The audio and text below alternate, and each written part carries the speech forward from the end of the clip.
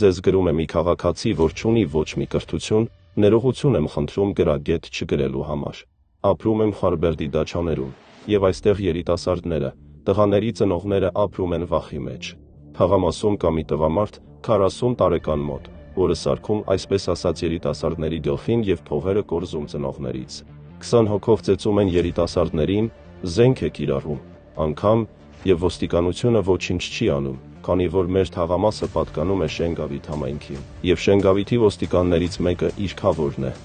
Հենց հունվար ամսին եղել է դանակահարություն, եւ դանակահարողին ոստիկանություն չեն տարել։ Խնդրում եմ շատ իմ ապահովության համար, իմ անունը չբարձրաձայնեք։ Իսկ սա ոստիկանն է, որը աշխատում է Շենգավիթում, ու իր քավորն է, երեխեքը վախի մեջ են ապրում, մի ահավոր վիճակ է,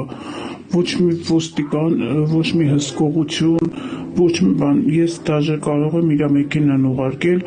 որ րոպեին ստուգեք, ինքը մեքենայում զենք ունի, որ րոպեին ստուգեք, ու հարձակվում են 20 տարեկան երեխեքի վրա, ծեծում են երեխեքին, անպատվում են, իրանց մեկը դուր չեկավ, դաժե կանանց վրա են հարձակվել, ամառը եղավ կռիվ,